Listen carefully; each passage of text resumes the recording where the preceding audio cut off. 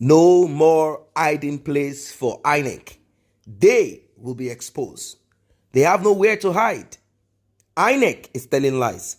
We will expose them. This is coming from Peter Obi and his legal team. Levi Uzoku, senior advocate of Nigeria, the lead counsel of the Labour Party presidential candidate, has vowed to expose the alleged theatrics criminality of the Independent National Electoral Commission, INEC. According to Uzuku, the electoral body is withholding essential documents with the intent to manipulate the documents before releasing them. According to the report that we heard at the beginning, 30% of the document have been released to them. The rest, 70, is being manipulated, adulterated, and worked upon. The lawyer stated this on Tuesday, 23rd of May in Abuja during an interview with journalists at the Tribunal pre-hearing. He explained that he would focus on the most important witnesses in the case in the 3 weeks allotted to his team. Let us hear what he has to say. And before then, don't forget to like and share this video. Don't forget to subscribe to this channel. The court has a discretion to reduce the hearing, the period of hearing as presented in the Electoral Act. And that's what I've done, because if we are to be given our 7 weeks, it means that our petition will even expire. And that will not be in our own interest. So what we have to do is to do case management. Call witnesses that are very material, that will enable us establish that what INEC did is very, very unfortunate. And we believe that within the period allocated to us, we should be able to establish that. Notwithstanding that up to this moment, they are yet to give us all the documents we require. I continue to ask, why is INEC behaving in this way and manner? What are they hiding? What are they hiding? They're supposed to be neutral. But they're behaving as if INEC is a candidate in its own election. This should never be so. And that is, Nigeria is the only country where you find something like this. There's no other country. I challenge you to go and investigate and find out about electoral bodies in other African countries, except, of course, countries under military rule. That's where you may have a different situation. But in Kenya, in Malawi, South Africa, and quite a number of others, they remain neutral.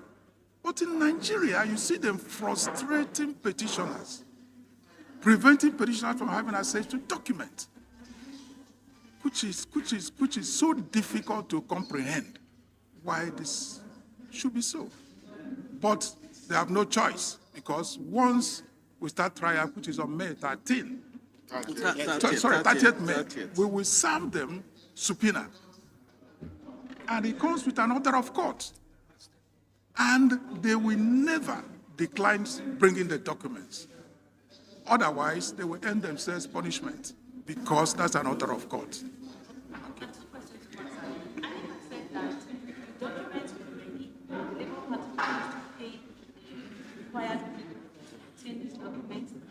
How do you react to that? That question is, the tribunal has adjourned till 10th, that is after the deliberation. And the supporters of the law pattern actually hold that deliberation that involves it. So what do you say to them not to downplay the text? You see, INEC is playing pranks and confusing the people. We, at no time did we say we cannot pay. We have letters. I forgot to bring it to you, gentlemen of the press, today. 5 letters we wrote them, indicating that we are ready to pay, to collect the documents. When I'm coming here some other time, I will bring the letters duly received and endorsed by INEC. Why are they telling lies to say that we couldn't pay? This is very, very, very unfortunate. What of the documents that we have collected? Didn't we pay for them?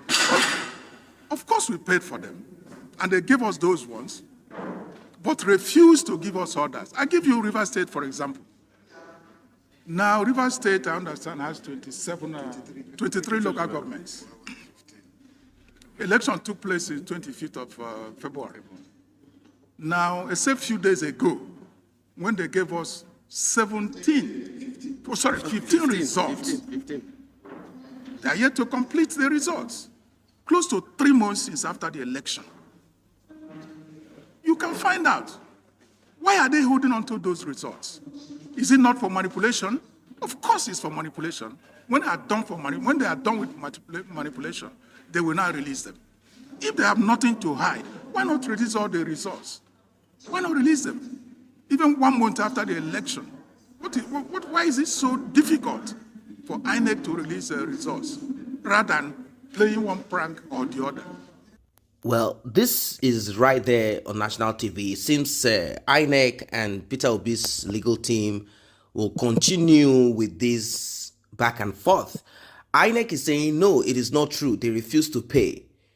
Peter Obi's team is saying, what do you mean? What about the documents we collected? Don't we pay for them? Of course, we paid for them, and those ones were given to us, but refused to give us others.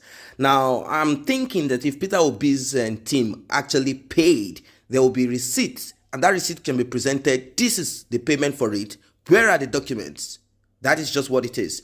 And payment, I think, and we are talking about millions of naira, of course.